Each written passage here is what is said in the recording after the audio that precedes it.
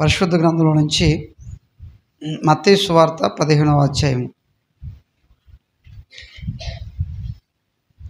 మత్తయి సువార్త 15వ అధ్యాయంలో నుంచి మనకందరికీ తెలిసిన జరిగిన ఒక సంభవాన్ని ధ్యానం చేద్దాం. మత్తయి సువార్త 15వ అధ్యాయంలోని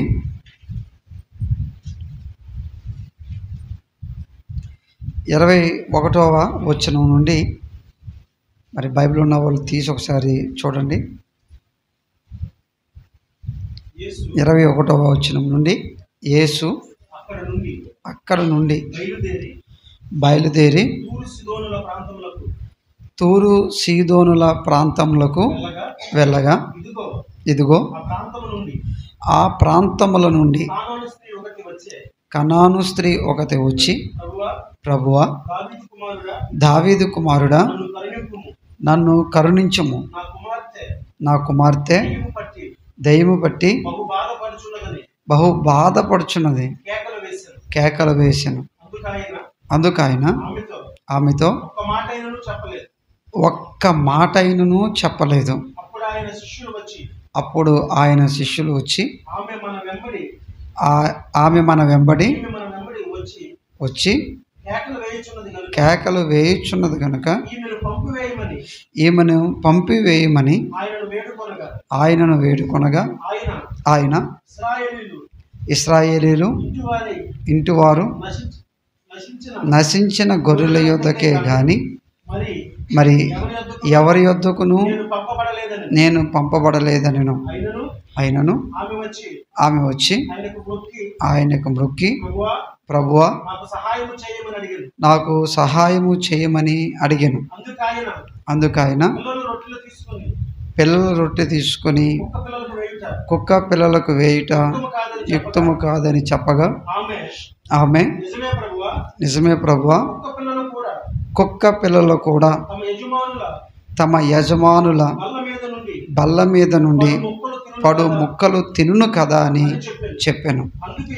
అందుకు యేసు, అమ్మా, నీ విశ్వాసము గొప్పది, నీవు కోరినట్టే నీకు అగునుగాక అని ఆమెతో చెప్పాను.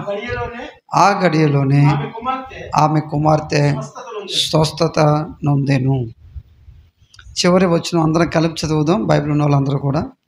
అందుకు యేసు, అమ్మా, నీ విశ్వాసము గొప్పది, నీవు కోరినట్టే నీకు అవునుగాక అని ఆమెతో చెప్పాను.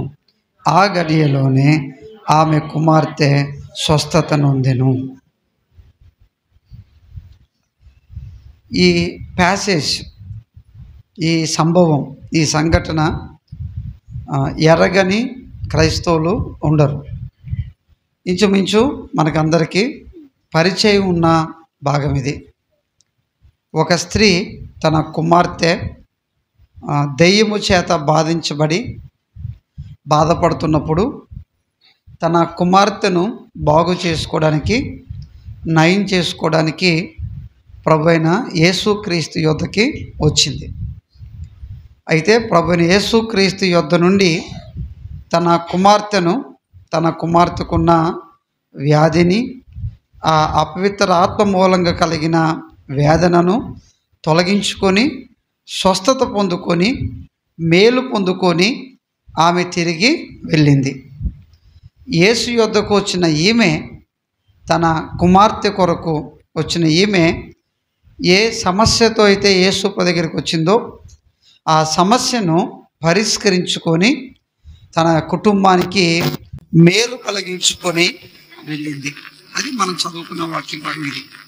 అయితే తన కుటుంబంలో ఉన్న ఆ సమస్య పరిష్కరించుకోవడానికి, తన కుటుంబానికి మేలు కలిగించుకోవడానికి ఒక ప్రాముఖ్యమైన ఆమె జీవితంలో కలిగి ఉన్న ఒక లక్షణం గురించి యేసు ప్రభు ఇక్కడ మాట్లాడుతూ వచ్చాడు.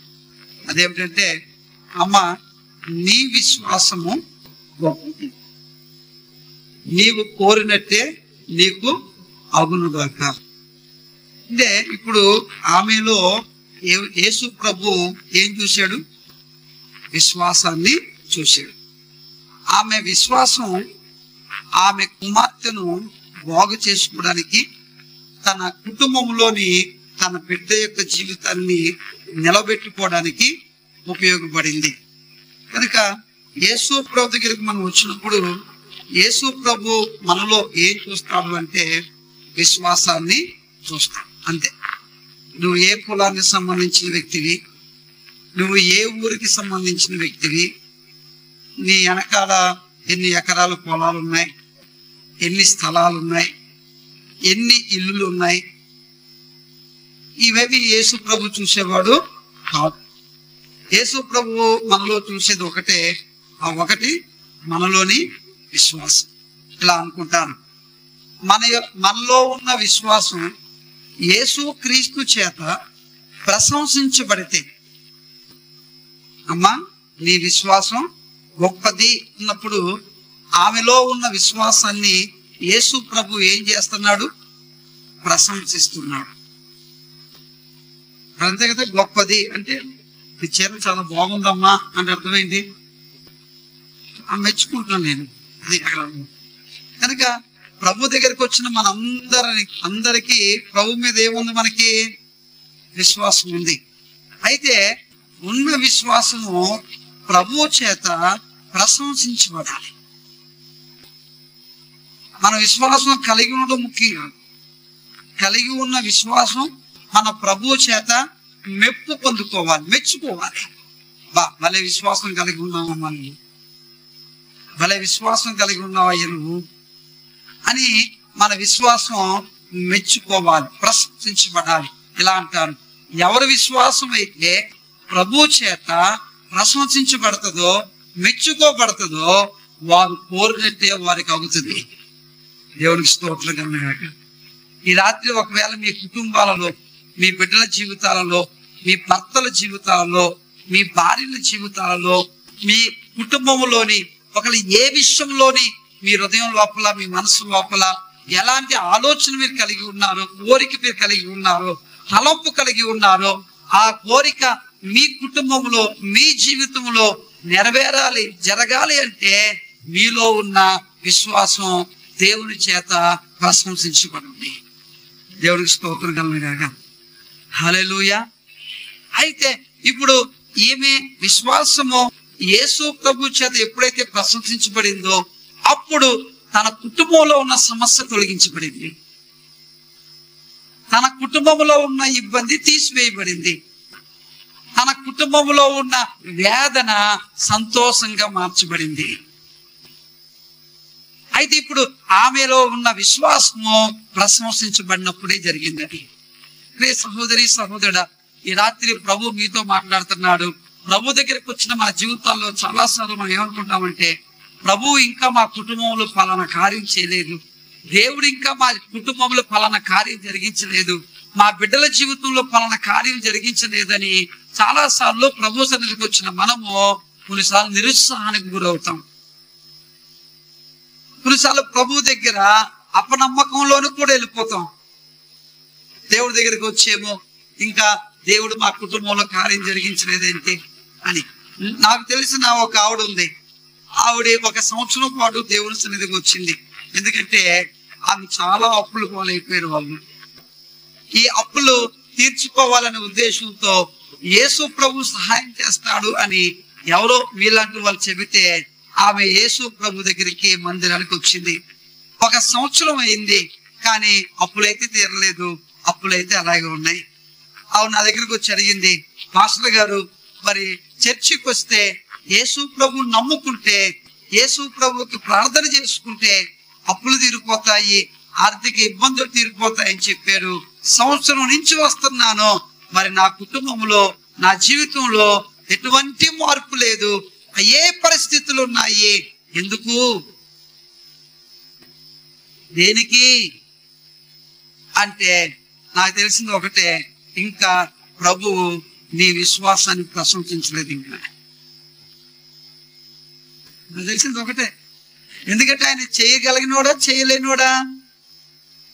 మన కళ్ళ ముందు, మన ఊర్లో, మన చర్చిలో ఎన్ని కుటుంబాల్లో దేవుడు కార్యాలు చేశాడు.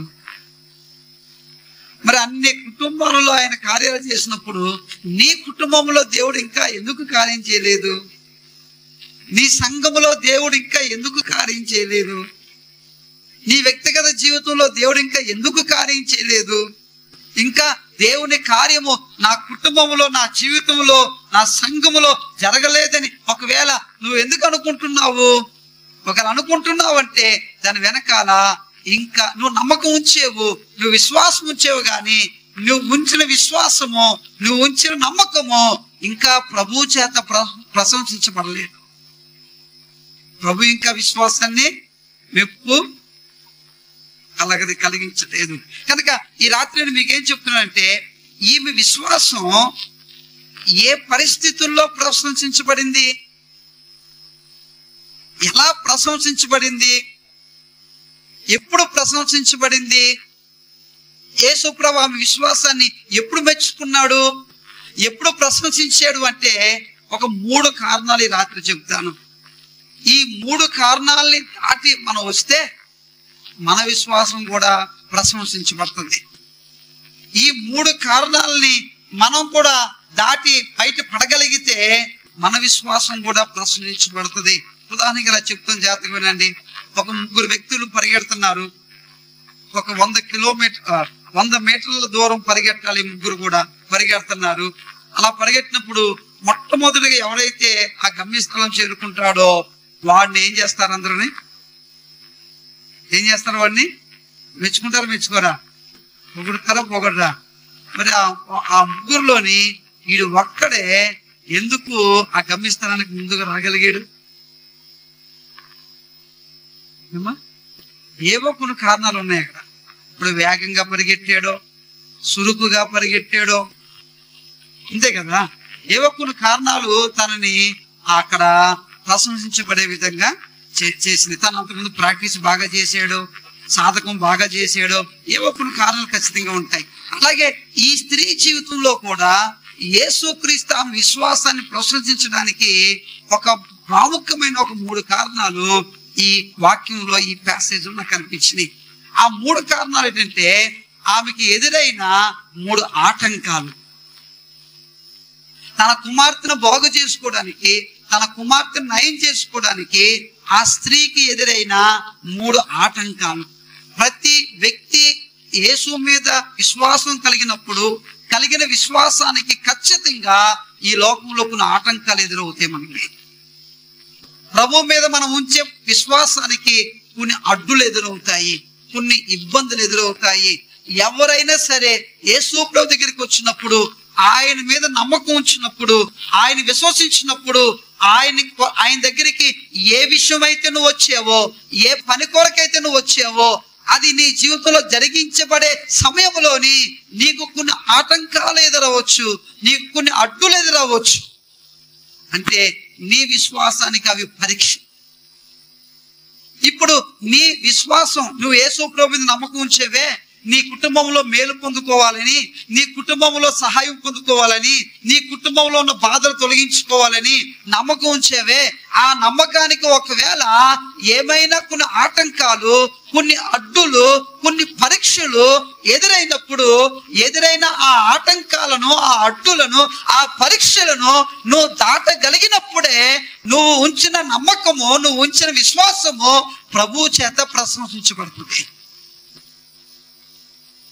అది ఆ అడ్డులు, ఆ ఆటంకాలు, ఆ పరీక్షల్ని నువ్వు అధిరోహించకుండా, నువ్వు ముందు కొనసాగకుండా అక్కడే పడిపోతే, అక్కడే ఉండిపోతే నీ విశ్వాసము, నీ నమ్మకము ప్రభు చేత ప్రశంసించబడదు.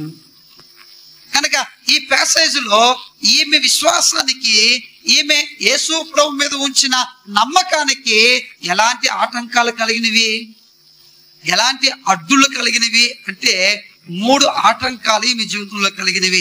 అందులో మొట్టమొదటిది మొదటి వచనంలో రాస్తుంది. చూడండి, తన విశ్వాసానికి, తన నమ్మకానికి, తన జీవితంలోని యేసు ప్రభు దగ్గరికి వచ్చినప్పుడు కలిగిన మొదటి ఆటంకం ఇలా రాయబడి ఉంది.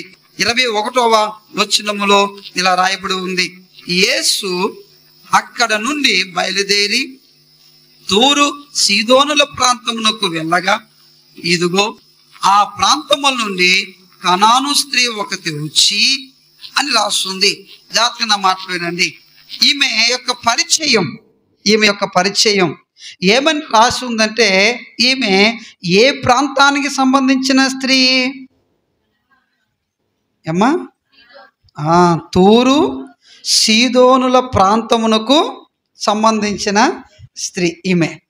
వెళ్ళగా అంటే యేసుప్రభువు అక్కడికి వెళ్ళాడు, ఆ ప్రాంతాలకు వెళ్ళాడు. ఆ ప్రాంతంలో నుంచి ఇదిగో ఆ ప్రాంతముల నుండి, అంటే తూరు సీదోనుల ప్రాంతము నుండి. ఈ తూరు సీదోనుల ప్రాంతము ఏ ప్రాంతం ఇది అంటే సముద్రపు పక్కన ఉన్న ప్రాంతాలు ఇవి. సముద్రాన్ని ఆనుకొని ఉన్న ప్రాంతాలు ఇవి. సముద్రం, మధ్యధరా సముద్రం అంటారు ఆ సముద్రం. ఈ సముద్రం పక్కనే ఉంటాయి ఈ ప్రాంతాలు. తూరు అనే ప్రాంతం కానీ సీదోను అనే ప్రాంతం కానీ ఈ రెండు కూడా సముద్రం వారున ఉంటాయి. ఉదాహరణకి చెప్పాలంటే మీ రామాయపట్నం లాగా.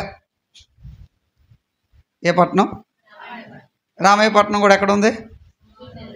సముద్రం తీరంలోనే ఉంది కదా, పక్కనే ఉంది కదా. ఈ తూరు సీదోను కూడా సముద్ర తీర పట్టణాలు ఇవి, ప్రాంతాలు ఇవి. ఇప్పుడు జాగ్రత్తగా మాటలు వినండి. ఈ తూరు సీదోనుల ప్రాంతంలో నుండి వచ్చిన స్త్రీ ఈమె కానాను స్త్రీ అని రాస్తుంది. ఆ ప్రాంతముల నుంచి ఈమె కానాను స్త్రీగా పిలువబడుతున్న స్త్రీ.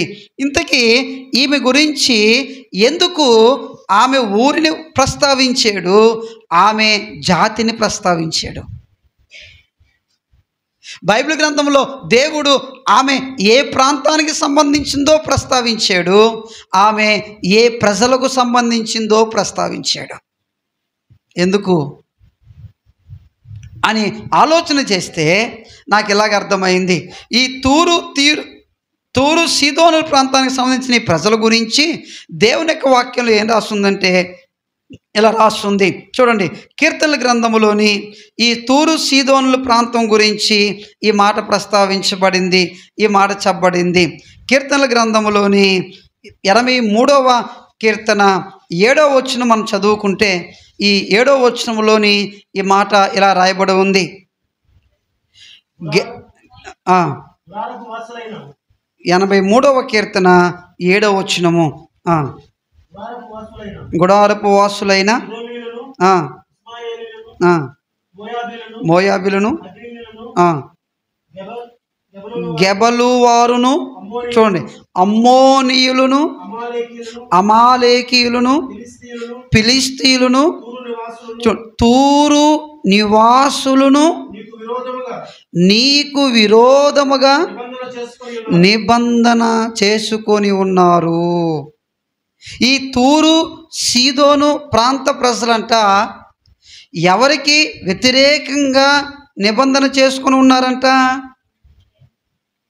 యెహోవా దేవునికి, నిజమైన దేవునికి వ్యతిరేకంగా నిబంధన చేసుకొని ఉన్నారంట. అంటే వీళ్ళు దేవునికి విరోధంగా ప్రవర్తిస్తున్న ప్రజలు. ఈ సముద్రపు వారన ఉన్న ఈ తూరు సీదోను ప్రాంత ప్రజలు ఎలాంటి ప్రజలు అంటే దేవునికి విరుద్ధమైన పనులు చేస్తున్న ప్రజలు వీళ్ళు. దేవునికి విరోధమైన జీవితాన్ని జీవిస్తున్న ప్రజలు వీళ్ళు. జాగ్రత్తగా నా మాటలు వినండి. అందుకే ఆది కాండములోని ఈ ప్రజల గురించి, తూరు సీదోనుల గురించి ఇలా రాస్తుంది. ఆది కాండము 10వ అధ్యాయము 15వ వచనము 19వ వచనం మనం చదువుకుంటే ఆ వచనాల్లో ఇలా రాసున్నాయి. ఆది కాండము 10వ అధ్యాయము 15వ వచనము 19వ వచనము. కానాను తన ప్రథమ కుమారుడగు సీదోనును, హేతును, యోబీషీయులను, అమోరీలను, గిర్షాని. ఆగండి, ఇప్పుడు ఈ సీదోను ప్రాంత ప్రజలు ఎవరి పిల్లలంట? వీళ్ళు కనాను సంతానం. అంటే ఈ తూరు సీదోనులో నివసించే ప్రజలు ఎవరి సంతానం పిల్లలు? వీళ్ళు కనాను యొక్క, ఆ వ్యక్తి యొక్క పుట్టిన పిల్లలు. ఎక్కడ సెటిల్ అయ్యారు వీళ్ళు? ఈ తూరు సీదోను అనే ప్రాంతంలో, సముద్రపు తీర ప్రాంతంలో సెటిల్ అయ్యారు వీళ్ళు. నా మాటలు జాగ్రత్తగా ఆలకించండి. కనుక ఈ దేవుని యొక్క వాక్యం ఏం చెప్తుందంటే ఈ కనాను యొక్క సంతానం ఉన్న వీరు ఈ తూరు సీదోనుల ప్రాంతాల్లోని ఉన్నారు. అయితే ఈ తూరు సీదోనుల ప్రాంతంలోని, అందుకే ఆమె కనాను కుమార్తె. ఆమె ఎక్కడి నుంచి వచ్చిన ఆమె తూరు సీదోనుల దగ్గర నుంచి వచ్చిన ఆమె.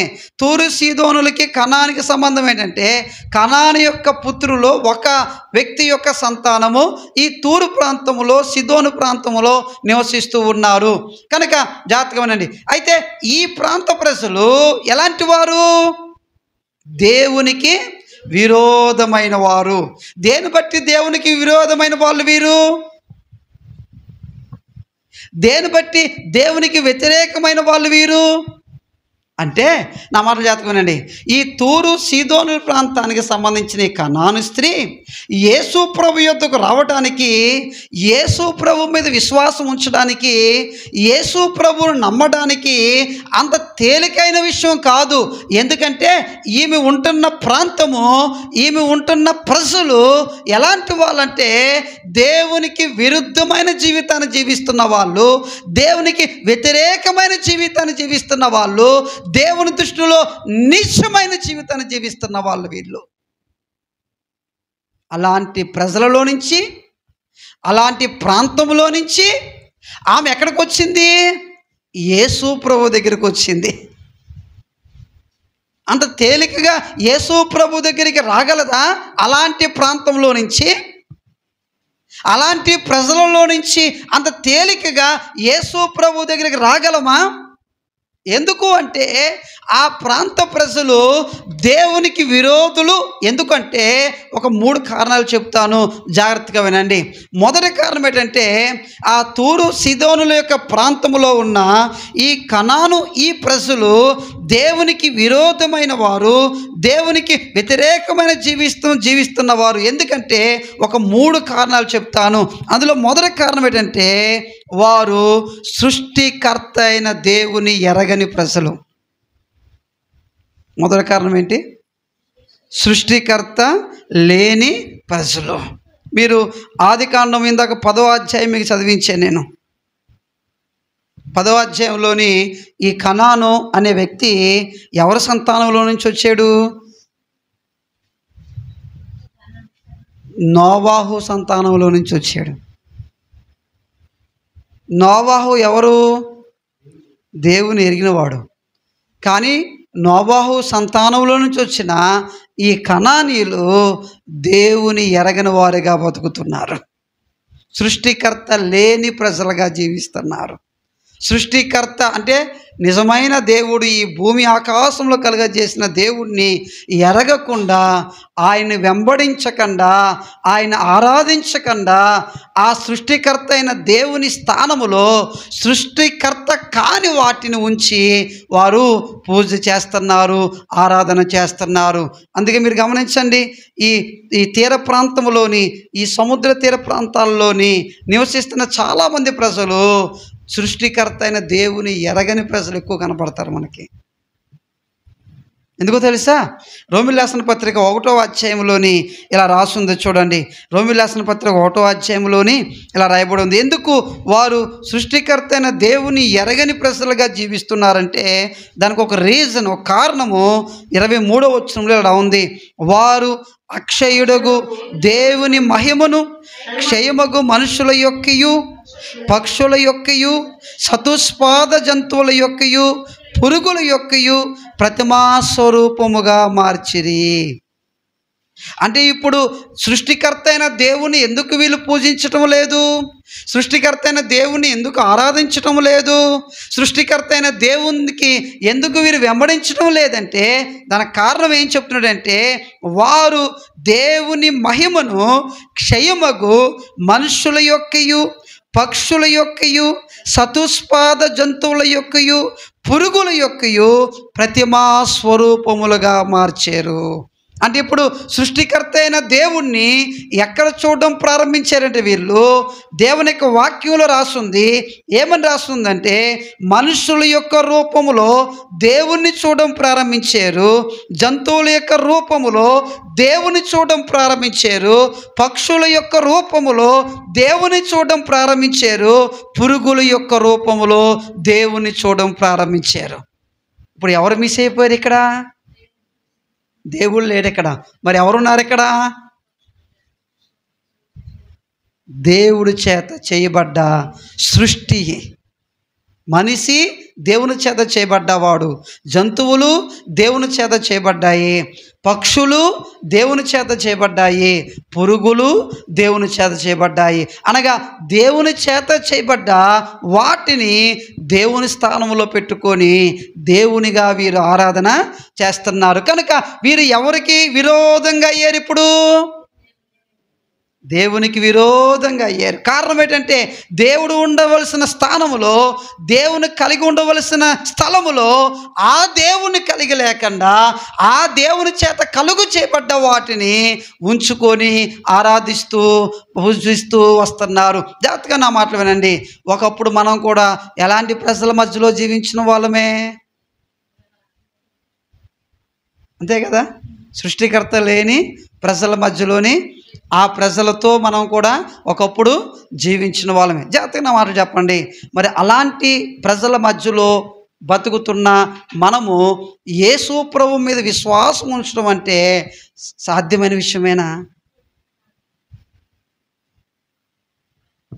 అలాంటి ఆరాధనలో, అలాంటి భక్తిలో నిమగ్నం అయిపోయిన మనము యేసు మీద విశ్వాసం ఉంచాలంటే, యేసు మీద నమ్మకం ఉంచాలంటే సాధ్యమైన విషయమేనేది.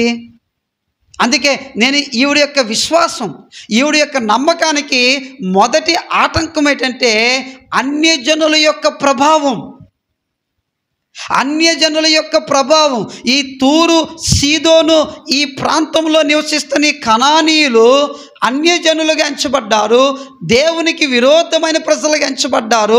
ఎందుకంటే మొదటి కారణము వారు దేవుని లేని వారే ఉన్నారు. దేవుని లేని వారే ఉన్నారు. రెండోదిగా చూడండి, ఆ ప్రాంత ప్రజలు ఎప్పుడైతే సృష్టికర్త లేని ప్రజలుగా వారి ఆరాధన, వారి యొక్క భక్తి, వారి పూజ ఉంటుందో, రెండోదిగా అక్కడ ఏమొస్తుందంటే విపరీతమైన సాంప్రదాయాలు వస్తాయి. అక్కడ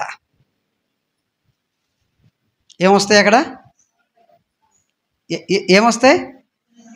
విపరీతమైన కట్టుబాట్లు, విపరీతమైన సాంప్రదాయాలు వస్తాయి. ఈ తీర ప్రాంతంలో నివసిస్తున్న ఈ ప్రజలు వారి యొక్క జీవితాలు మీరు గమనించినప్పుడు వారి జీవితాలలో విపరీతమైన సాంప్రదాయాలు, పద్ధతులు, కట్టుబాట్లు కనబడతాయి. చిన్న విషయం కాదు అది. అక్కడి నుంచి బయటికి రావాలంటే ఒక వ్యక్తి ఆషామాషైన విషయం కాదు. నేను ఒక ఊరు వెళ్ళాను. ఆ ఊరిలో ఒక ఆవిడ ఇంట్లో బాగలేక యేసు ప్రభు దగ్గరికి వచ్చి ప్రార్థన చేయించుకుంది. యేసు ప్రభు దగ్గరికి వచ్చి ప్రార్థన చేయించుకుంటే ఆ ఊరిలో ఉన్న వాళ్ళందరూ అన్నారు, నువ్వు ఈ 10,000 ఫైన్ కట్టాలన్నారు. ఎందుకంటే యేసు ప్రభు దగ్గరికి వెళ్ళి ప్రార్థన చేయించుకున్నందుకు 10,000 రూపాయలు ఫైన్ కట్టాలా? లేదు అంటే ఈ ఊర్లో నుంచి నువ్వు వెళ్ళిపోవాలా. ఎలా వెళ్ళిపోవాలా? ఇల్లు అమ్ముకొని కాదు, ఇల్లు వదిలేసిపోవాలా.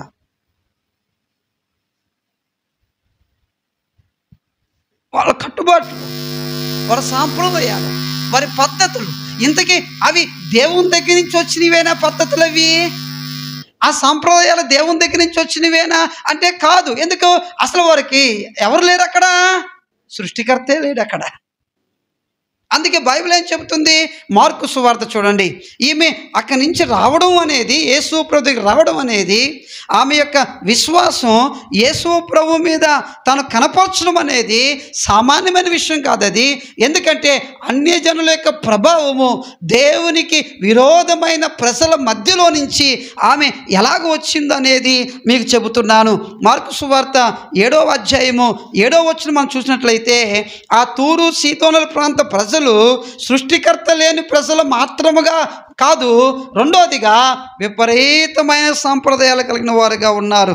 దీన్ని యూదా ప్రజలకు కూడా దేవుడు ఆపాదించాడు. యూదా ప్రజలకు చెప్పిన దాన్ని ఇలా చదివిస్తున్నాను మీకు. నేను ఇలా రాస్తుంది, వారు మానవులు కల్పించిన పద్ధతులు దైవోపదేశములని బోధించుచు. ఒక్క నిమిషం. ఏ పద్ధతులు అంటివి? ఏ సంప్రదాయాలు అంటివి? మానవులు కల్పించిన పద్ధతులు ఎలా బోధిస్తున్నారంట? వీరు వాటిని దైవోపదేశములు అని బోధిస్తున్నారంట. దేవుడు వీటిని పెట్టాడు, మీరు వీటిని అనుసరించాలి, లేకపోతే మీ కుటుంబము మీరు నాశనం అయిపోతారు. మీరు ఇవి జరిగించకపోతే మీ కుటుంబంలోనికి తెగులు వస్తుంది, మీ కుటుంబంలోనికి నాశనం వస్తుంది. ఒకవేళ మనము అలా బయటికి నెల్లూరుకో ఒంగోలుకో లేదా కావులకో వెళ్తూ ఉన్నాం ఒక మంచి పని మీద, ఈ లోపల ఎవరో మన పక్కన కసిక్కుమని తుమ్మేడు అన్నాడు. అప్పుడు మీరేం చేస్తారంటే వెళ్ళిపోతారా? అప్పుడు ఏం చేస్తారు? ఈ మా ఇదారమ్మ శుభకార్యం మీద వెళ్తాను, నువ్వు కావులకు పోతుంటే ఇప్పుడే తుమ్మాలా? ముక్కుని అదుపులో పెట్టుకోవచ్చు కదా. తుమ్మొస్తున్నప్పుడు ముక్కుని అదుపులో పెట్టుకుంటారు ఎవడైనా? సరే తుమ్మి అందనుకో, మళ్ళీ ఇప్పుడు నువ్వేం చేయాలా? అదేదో మాయదోర రోగం నాకు తెలియదు, కానీ యేసుప్రభు దగ్గరికి వచ్చిన వాళ్ళకి మరీ పట్టింపులు ఎక్కువ. పిల్లి వచ్చింది ఎదరా, పిల్లి రాగానే నల్ల పిల్ల తెల్ల పిల్ల ఇంతకది ఏదైతేనేమి పిల్లి రాగానే వెంటనే ఎక్కడ ఆగిపోతారు వీళ్ళు? అదొక మాయదోర రోగం. నాకు తెలియగలుగుతాను, భర్త చచ్చిపోయిన ఒక స్త్రీ ఎదురొస్తే వెంటనే వచ్చేస్తాం వెనక్కి, రే గ్లాస్ మంచిలు తీసురా, కావులు వెళ్తానన్నావు కదా మమ్మీ, ఏమి దాహం వేసిందిలే మంచిలు తీసురా, మళ్ళీ చెప్పరు ఫ్రెస్టేజ్. మళ్ళా భర్త చచ్చిపోయిన ఆవిడ ఎదురొచ్చింది, విధవరాలు ఎదురొస్తే ఎక్కడికి వెళ్ళకూడదు? ముందుకి వెళ్ళకూడదు. నాకు తెలియక అడుగుతాను, సరే భర్త చచ్చిపోయిన విధవరాలు ఎదురొస్తే వెళ్ళకూడదు, మరి భార్య చచ్చిపోయిన విధవుడు ఎదురొస్తే వెళ్ళొచ్చా? మరి వెళ్ళొచ్చా? మరి వెళ్ళిపోతున్నారు కదా. మరి పురుషునికి లేని కట్టుబాటు స్త్రీకి ఎందుకు పెట్టారు అంటే? స్త్రీ అలుసా? స్త్రీ నోరెత్తలేదనా? మగవాడికి ఉంటుంది కట్టుబాటు, ఆడవాడికి ఉంటుంది కట్టుబాటు. సరే ఆవిడ ఎదురొచ్చి ఇప్పుడు ఎరితే కార్యం ఆగిపోతుందా? పని జరగదా? అదేంటో నాకు తెలియదు, కానీ మళ్ళీ వీటికి ఏమని పరిపెడతారు? దేవుడు చెప్పాడండి అంటారు. మళ్ళా తుమ్మితే వెళ్ళకూడదు, పిల్లి వస్తే వెళ్ళకూడదు, విధవరాలు వస్తే వెళ్ళకూడదు. ఇవన్నీ ఎవరు పెట్టినవి? ఇవి మీకు ఇంకా కొన్ని విషయాలు పెడతాను చూడండి. బైబిల్లో ఉన్న కొన్ని సాంప్రదాయాలు చూడండి ఎలాగున్నాయో. దేవుని యొక్క వాక్యములోని యేసు ప్రభు సంబోధించిన కొన్ని విషయాలు, అంటే ఎలాంటి పద్ధతులు సాంప్రదాయాల మధ్యలో నుంచి ఇప్పుడు వచ్చిందో. యేసు ప్రభు మీద నమ్మకం ఉంచడం అంటే చిన్న విషయం కాదు. యేసు ప్రభు ఆమె విశ్వాసాన్ని, నీ విశ్వాసం గొప్పది అని ఊరికనే అనలే. ఆమె విశ్వాసము, ఆమె యొక్క నమ్మకానికి వచ్చిన ఆటంకాన్ని ఎలా ఆటంకం ఏంటో చెప్తాను, దాన్ని ఎలా ఓవర్కమ్ చేసిందో కూడా చెప్తాను నేను మీకు. జాగ్రత్తగా మాటలు వినండి. అయితే ఇక్కడ ఆ కొన్ని సాంప్రదాయాలు పద్ధతులు ఎలాగుంటాయంటే బైబిల్లోని నేను మీకు ప్రస్తావిస్తాను చూడండి. ఇవన్నీ ఎలాగుంటాయంటే మార్కు సువార్త 7వ అధ్యాయము 4వ వచనం మనం చదువుకుంటే 4వ వచనంలో ఈ మాట రాస్తుంది, మరియు వారి సంత నుండి వచ్చినప్పుడు నీళ్లు చల్లుకుంటేనే గాని భోజనము చేయరు. ఇదియుగాక గిన్నెలను, కుండలను, ఇత్తడి పాత్రలను నీళ్ళల్లో కడుగుట మొదలగు అనేక ఆచారములు వారు అనుసరించేది. వారు ఎలాంటి ఆచారం అంటే ఇది? వారి సంతలో నుండి వచ్చినప్పుడు ఏం చల్లాలంట? నీళ్లు చల్లాలంట. నీళ్లు చల్లితే అప్పుడు వాళ్ళు ఏం చేయాలి? భోజనం చేయాలి. నీళ్ళు చల్లించుకోకపోతే దరిద్రుడా బయటకు పో ఇంట్లో నుంచి అంటే వాడు అన్నం తినడానికి యోగ్యుడు కాదంటమాట. ఏం చల్లించుకోకపోతే ఆ నీళ్ళకి అంత ప్రాముఖ్యత వచ్చేసింది. మీద చల్లించే నీళ్ళకి అంత ప్రాధాన్యత ఇచ్చాం. కానీ మనిషినేమో ఎలా తీసామంటే శివుడు పుల్లా తీసేసాం. మనిషికి విలువ లేదు. ఇప్పుడు వాడి మీద చల్లే నీళ్ళకున్న విలువ. నువ్వు చచ్చిపో, నువ్వు ఏమైనా అయిపో, నువ్వు మటుకు ఈ సాంప్రదాయాన్ని చేయాలి, నువ్వు మటుకు ఈ ఆచారాన్ని అనుసరించాలి. అరే మనిషికి విలువ లేకుండా, మనిషికి యోగ్యత లేకుండా, మనిషికి ఒక స్థాయి ఇవ్వకుండా నువ్వు పట్టుకున్న ఆ ఆచారం ఉందే, ఆ సంప్రదాయం ఉందే, దాని గురించి మనిషి చచ్చిపోయినా పర్వాలేదంటావే, వాడు ఆకలితో ఉన్నా పర్వాలేదంటావే, వాడు ఆకలితో చచ్చిపోయినా పర్వాలేదు, కానీ నీళ్ళు మట్టుకు చెల్లించుకోకపోతే నువ్వు ఇంట్లోకి రావద్దు.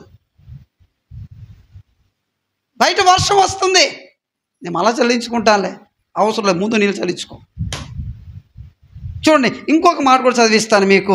దేవుని యొక్క వాక్యములో లూకా సువార్త 11వ అధ్యాయము 38వ వచనం మనం చదువుకుంటే, ఈ భోజనం దగ్గర ఎన్ని ఆచారాలు ఉన్నాయో చూడండి. ఇవి వాళ్ళకి 38వ వచనం చదువుకుంటే 11వ అధ్యాయంలోని, ఆయన భోజనమునకు ముందుగా స్నానము చెయ్యలేదని ఆ పరిసయ్యుడు చూసి ఆశ్చర్యపడెను.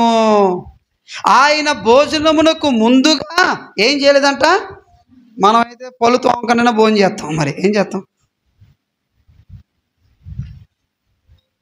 కానీ స్నానం చేయకపోతే ఏం చేయనీరంటే వీళ్ళు గుళ్ళోకి రాకూడదు, భోజనమే చేయకూడదంటే గుళ్ళోరు ఏనా ఇస్తారు, ఇంకా దేవుడి దగ్గరికి ఏనా ఇస్తారు. ఇంకా స్నానం చేయకపోతే ఆవిడ భోజనం చేయడానికి కూడా సెట్ అవ్వడంట. నీరు చల్లించుకోకపోయినా సెట్ అవ్వడు, స్నానం చేయకపోయినా సెట్ అవ్వడు. సరే, మరొక మాట చూడండి. దేవుని యొక్క వాక్యంలో వాళ్ళు ఎంత విపరీతంగా వాళ్ళు ఉన్నారో దేవుని ఇలాగ రాయబడి ఉంది దేవుని యొక్క వాక్యంలో. మార్కు సువార్త దేవుని యొక్క వాక్యంలో మనం చూస్తున్న ఈ మాటలు ఆ దినాలలోని ఇజ్రాయేల్ ప్రజల్లో కూడా అన్యజనుల యొక్క ఈ ఆచారాలు చాలా బలంగా వచ్చేసినాయి. జాతీయ మాటలు వినండి. మేము కూడా ఒకప్పుడు దేవుని ఎరగని ప్రజలమే. మా నాన్నగారు 18 సార్లు స్వామిమాల వేసాడు. అయ్యప్ప స్వామిమాల 18 సార్లు వేసాడు. మేము చిన్నప్పటి నుండి ఆ భక్తిలో పెరిగిన వాళ్ళమే, ఆ భక్తిలో ఎదిగిన వాళ్ళమే. దాంట్లో ఉన్న నేను స్కూల్కి వెళ్ళి ఇంటికి వచ్చి, నేను మా తమ్ముడు ఇద్దరమే, ఆడపిల్ల ఎవరు లేరు మాకు. నేను స్కూల్కి వెళ్ళి ఇంటికి వచ్చినప్పుడు ఆ హడావుల్లోని మా అమ్మ దగ్గరికి వెళ్ళిపోయి మమ్మీ మమ్మీ అని చెప్పేసి వెళ్ళి మా అమ్మని ముట్టుకున్నప్పుడు మా అమ్మ ఒకేసారి నన్ను ఇదిలించేస్తుంది. రే దగ్గర రాక నువ్వు అంటది. ఏ అమ్మ అంటే నన్ను ముట్టుకోకూడదురా నువ్వు అంటది. ఒకవేళ గోబుక్కుని చిన్నప్పుడు వెళ్ళి అలా ముట్టేసుకుంటే పసుపు నీళ్ళు తీసుకొచ్చి నా మీద చల్లేది, నా బ్యాగ్ మీద చల్లేది, నేను పెట్టుకున్న అన్నిట్ల మీద చల్లేది, పసుపు నీళ్ళు చల్లి లోపలికి వెళ్ళు. ఎందుకంటే ఆవిడ మైలు పడింది. ఆ మైలు ఎవరైనా ముట్టుకుంటే వాళ్ళు కూడా మైలు పడతారు. కాబట్టి మా ఇంటిలోని ఒకవేళ ఆమె చీరకు కానీ ఏదైనా తగిలితే దాని మీద పసుపు నీళ్ళు చల్లాలా, లేకపోతే ఊరుకునేది కదా మా అమ్మ. నా బట్టలు ఇప్పు తీసేసేసేది. సొక్క ఇప్పు, లిక్కర్ ఇప్పు, డైరీ ఇప్పు, వెళ్ళి స్నానం చేయముందు లోపల రా, కర్ర తీసుకొని ఆ చట్టని ఆ లెక్కను తీసుకొని అలాగ అవతల పడేసేది. మళ్ళీ చేతితో కూడా కాదు, కర్ర తీసుకొని ఆ కర్రతో పడేసేది. ఎంత పట్టింపు, ఎంత పట్టింపు! అలాంటి ప్రజలలో నుంచి వచ్చింది ఈమె, అలాంటి జాతిలో నుంచి వచ్చింది ఈమె. అది ఒకటి, సృష్టికర్త లేని ప్రజలు. 2, మనుషుల యొక్క సాంప్రదాయాలతో తమ జీవితాలను గడుపుతున్న ప్రజలు వీళ్ళు. 3వదిగా చూడండి, ఈ ప్రజలు ఎలాంటి వాళ్ళంటే ఈ తూరు సీదోనుల ప్రాంతంలో ఉన్న ఈ కానాను ప్రజలు ఎలాంటి వాళ్ళంటే 3వదిగా ద్వితీయోపదేశ కాండము 18వ అధ్యాయము 10వ వచనం మనం చదువుకుంటే ఇలా రాస్తుంది. 10వ వచనంలోని, తన కుమారునైనను తన కుమార్తెనైనను అగ్నిగుండము దాటించు వానినైనను శకునము చెప్పు సోదిగానినైనను మేఘ శకునము కానీ సర్ప శకునము కానీ చెప్పు వానినైనను చిల్లంగి వానినైనను మాంత్రికునైనను ఇంద్రజాలికునైనను అని రాస్తుంది. అంటే అర్థం ఏంటి? దేవుని యొక్క వాక్యం చెబుతుంది, అయ్యా మీలోని మీలోని ఎవరు ఉండకూడదంటే శకునము చూసేవాడు ఉండకూడదు, సోది చెప్పేవాడు ఉండకూడదు. అది సర్పశకునము కానీ, అది మేఘ శకునము కానీ, అది సిల్లంగితనము కానీ, మాంత్రిక సంబంధమైనవి కానీ ఇవి చూసేవాళ్ళు మీలో ఉండకూడదు అని దేవుడు అక్కడ చెబుతున్నాడు. కానీ వాస్తవానికి ఈ తూరు సీదోను ప్రాంతంలో వీళ్ళే ఎక్కువ. ఎవరు ఎక్కువ? సోది చెప్పే వాళ్ళే ఎక్కువ. ఉదాహరణకి బర్రెలు తప్పిపోయి అనుకోండి, రాత్రి తప్పించుకొని పోనీ అనుకోండి, బర్రెలు ఉదయాన్నే లేక ఎడకపోతారు, వీళ్ళు ఎక్కడికి వెళ్ళిపోతారు? సోదికి వెళ్ళిపోతారు. అంతే. అక్కడ వాడు అంటాడు, మీ బర్రెలు తూర్పు దిక్కుకు పోయి పోనీ అంటాడు, అదే పై దిక్కుకు పోనీ అంటాడు, లేదా కింద దిక్కుకు పోనీ అంటాడు. నువ్వు సంబరపడిపోయి వచ్చేస్తావు అంతే. ఉదాహరణకి మీ పిల్లకు, మీ అమ్మాయికు జ్వరం వచ్చింది, 2-3 రోజుల నుంచి జ్వరం వస్తూ ఉంది, తగ్గలేదు అనుకోండి, సరాసరి వాళ్ళని ఎక్కడ తీసుకెళ్ళిపోతారు? ఒక తాయెత్తో ఒక తాడో కట్టించడానికి తీసుకుపోతారు. ఎందుకు? ఆ తాయెత్తు కట్టుకుంటే ఏమవుతుంది? చాలామంది అంటున్నారు, ఈ పాస్టర్లు ప్రార్థన చేస్తే బాగైపోతుంది అంటున్నారు, అలాంటప్పుడు హాస్పిటల్కి వెళ్ళడం ఎందుకు అంటున్నారు. పాస్టర్లు ప్రార్థన చేస్తే బాగైపోతుంది, అలాంటప్పుడు హాస్పిటల్కి వెళ్ళడం ఎందుకు అంటున్నారు. అయ్యా, వాళ్ళకు కూడా ఒక మాట, నా మాట ఏంటంటే, మీరు కూడా తాయెత్తులు కట్టించుకుంటే, తాళ్ళు వేసుకుంటే బాగైపోతుంది అంటున్నారు కదా, మరి మీకు కూడా హాస్పిటల్ వస్తే ఏం పని? ఇంకా మరి మీకు కూడా డాక్టర్ వస్తే ఏం పని? మరి మేము అక్కడికి వెళ్తున్నాం, ఇక్కడికి వెళ్తున్నాం అంటున్నారు కదా, మేము నిమ్మకాయ కట్టించుకున్నాము, ఎండుమిరపకాయలు దిష్టి తీపించుకుంటున్నాము, మేము అది చేసుకుంటున్నాము, అందువల్లనే మాకు ఈ సిడిపోయింది, అందువల్లనే మాకు ఇది పోయింది అంటున్నారు కదా. మరి పోతున్నప్పుడు ఆ పసుపు నీళ్ళు చల్లించుకొని యాప మండలతో కొట్టించుకున్నప్పుడు దెయ్యం పోతుంది అంటున్నారు కదా, మరి మీకెందుకు హాస్పిటల్స్, డాక్టర్స్? ఇక నేను చెప్పాలని విషయం ఏంటంటే, వాళ్ళ చిన్న పిల్లకు కూడా ఏదైనా అయితే వాళ్ళు మొట్టమొదట సంప్రదించేది ఎవరినంటే ఈ మాంత్రిక సంబంధమైన వాళ్ళనే, ఈ సోది చెప్పే వాళ్ళనే. అందుకే వీళ్ళకి ఇంటికి ముందు గుమ్మడికాయ ఉంటుంది, వీళ్ళ ఇంటికి ముందు నిమ్మకాయలు ఉంటాయి, వీళ్ళ ఇంటికి ముందు ఇవన్నీ ఎందుకు ఉంటాయి అంటే, అవి కానీ పెట్టుకుంటే మా ఇంట్లోకి దెయ్యం రాదు, మా ఇంట్లో గాలి రాదు, మా ఇంట్లోకి ఏది రాదు అని వాళ్ళు చెప్పడాన్ని బట్టి వీళ్ళు తీసుకొచ్చి ఇంటికి ముందు పెట్టుకుంటున్నారు. నాకు తెలియక అడుగుతాను, అలా కట్టుకున్న ఇంటిలో లోపలికి దెయ్యం రాకుండా ఆగిపోయిందా? రోగం రాకుండా ఆగిపోయిందా? కానీ వాళ్ళు దేనికి అలవాటు పడిపోయారంటే, నిజమే, అలా కానీ చేసుకోకపోతే ఏమైపోతుంది, అలా కానీ జరిగించకపోతే ఏమైపోతుంది, వాటికి వారు పూర్తిగా వారిని అప్పగించుకున్నారు. వారికి ఎక్కడైనా బాగాలేకపోతే, వారి ఇంట్లో ఏదైనా సరిగ్గా లేకపోతే, వారి జీవితంలో సరిగ్గా కనపడకపోతే ఎవరిని ఆశ్రయిస్తారంటే మాంత్రిక సంబంధమైన వాళ్ళని ఆశ్రయిస్తారు. ఒక ఊరిలోని ఒక ఆవిడకి కడుపు నొప్పి వస్తూ ఉంటే, ఆ కడుపు నొప్పి వస్తున్న ఆవిడ, ఆ ఇంటి పక్క ఆవిడ, దగ్గరలో చర్చి ఉంది, పాస్టర్ గారు ఉన్నారు కదా, వెళ్ళి ప్రార్థన చేయించుకో అంటే ఆ పక్క ఆవిడ అందంట, ప్రార్థనకి వెళ్తే ఏం తగ్గుతుంది, నేను తాయెత్తు కట్టిస్తానని వేరే ఎక్కడికో తీసుకుని వెళ్ళి తాయెత్తు కట్టించింది. తర్వాత రోజు బాగలేక అదే వ్యాధితో చచ్చిపోయింది. నీకు బాగలేకపోతే, నీకు సరిగ్గా లేకపోతే, నీ ఇంట్లో పరిస్థితులు సరిగ్గా లేకపోతే, ఇదిగో మనకి సోది చెప్పే వాళ్ళు ఉన్నారు, మాంత్రిక సంబంధంగా ఇదిగో ఈ విధంగా మనకి సహాయం చేసే వాళ్ళు ఉన్నారని ప్రజలు అక్కడికి వెళతారు. అందుకే అపోస్తల కార్యాలు 8వ అధ్యాయంలో గారడి సీమోను అని ఒకడు ఆ ఊరిలోని తానే దేవుడు అనుకున్నంతగా ఆ ఊరిలో ఉన్న వాళ్ళందరూ కూడా గారడి సీమోను దగ్గరికి వెళ్ళి వాళ్ళకున్న సమస్యలన్నీ తొలగించుకుంటా అక్కడికి వెళ్ళి వస్తున్నారంట. కొన్నిసార్లు నాకు అనిపిస్తుంది, వారి యొక్క ప్రాంతంలోని, వారి యొక్క ప్రజలలోని ఏ అలవాటుకి వాళ్ళు అలవాటు పడ్డారంటే, వారికి ఏది బాగలేకపోయినా అక్కడికే వెళతారు, అయ్యే కట్టించుకుంటారు, వాటిని అనుసరిస్తారు, వాటినే చేస్తారు. అక్కడి నుంచి బయట రావడం అంటే సామాన్యమైన విషయం కాదు ఇది. ఇప్పుడు జాగ్రత్తగా వినండి. ఈ తూరు సీదోనుల ప్రాంతం నుంచి కానాను అనబడుతున్న ఈ స్త్రీ ఏ ప్రజల మధ్యలో నుంచి వచ్చింది యేసు యొద్దకి? ఎలాంటి ప్రజల మధ్యలో నుంచి వచ్చింది యేసు దగ్గరికి?